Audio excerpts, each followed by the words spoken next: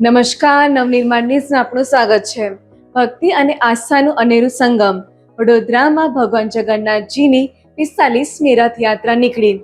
પહિંદ વિધિ બાદ રથનું પ્રસ્થાન, ભક્તિ અને સેવાનો સમન્વય જોવા મળ્યો. વડોદરા શહેરમાં આજે અષાઢી બીજના પાવન પર્વે ભગવાન જગન્નાથજીની ભવ્ય અને પરંપરાગત રથયાત્રા ભારે હર્ષોલ્લાસ સાથે નીકળી હતી. વડોદરા રેલવે સ્ટેશન પાસેથી શરૂ થયેલી આ ભવ્ય રથયાત્રા શહેરના વિવિધ મુખ્ય રાજમાર્ગો પર ફરી હતી, જેમાં માનવ મહેરામણ ઉમટી પડ્યો હતો. શાસ્ત્રોક્ત વિધિ વિધાન સાથે રથયાત્રા નીકળી. રથયાત્રાના પ્રારંભ પૂર્વે શાસ્ત્રોક્ત વિધિ વિધાન અનુસાર પહિંદ વિધિ કરવામાં આવી હતી. આ મંગલમય વિધિ સંપન્ન થયા બાદ ઉપસ્થિત વરિષ્ઠ રાજકીય આગેવાનો, સામાજિક અગ્રણીઓ અને ભક્તજનો શ્રદ્ધાપૂર્વક ભગવાનના રથને દોરડા વડે ખેંચીને નગર ચર્ચા તરફ આગળ ધપાવવામાં આવ્યો હતો.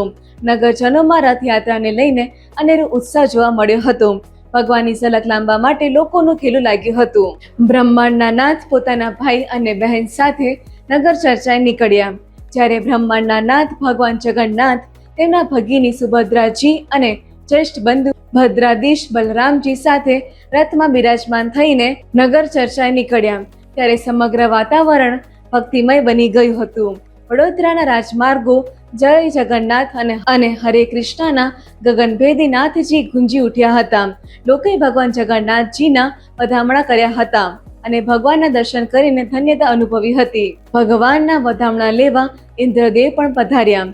આ પાવન પ્રસંગે ભગવાન જગન્નાથજી રથયાત્રાના વધામણા લેવા અને નગરને શીતળા પ્રદાન કરવા માટે સ્વયં ઇન્દ્રદેવ પણ પધાર્યા હોય તેવો અદ્ભુત માહોલ સર્જાયો હતો. વહેલી સવારે વડોદરા શહેરમાં ધીમે ધામે અમી છાંટણા થકીને મેઘરાજાએ પોતાની પવિત્ર હાજરી પુરાવીને પ્રભુનું સ્વાગત કર્યું હતું. આ આખા રૂટ પર ભગવાનના દર્શન કરવા માટે હજારોની સંખ્યામાં શ્રદ્ધાળુઓ રસ્તાની બંને બાજુએ કલાકો સુધી ઊભા રહ્યા હતા. નગરજનોએ ભાવે વિભોર થઈને ભગવાન જગન્નાથજી, બહેન સુભદ્રા અને ભાઈ બલરામના દર્શન કરી ધન્યતા અનુભવી હતી. રથયાત્રા દરમિયાન ઠેર ઠેર ભગવાનની આરતી ઉતારવામાં આવી હતી અને ભક્તોને મંગ, જાંબુ તેમજ બુંદીના પ્રસાદનું વિતરણ કરવામાં આવ્યું હતું. રથયાત્રામાં ભજન મંડળીઓએ રમઝટ બોલાવી. વડોદરાના સાંસ્કૃતિક વારસાને ઉજાગર કરતી આ રથયાત્રામાં વિવિધ ભજન મંડળીઓ, અખાડાના યુવાનો અને શણગારેલા વાહનો આકર્ષણનું કેન્દ્ર બન્યા હતા.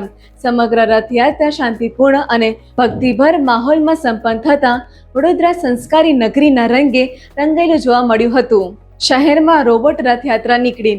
વડોદરા શહેરમાં પ્રતિવર્ષ નવયુવાનો દ્વારા રોબો રથયાત્રા કાઢવામાં આવે છે.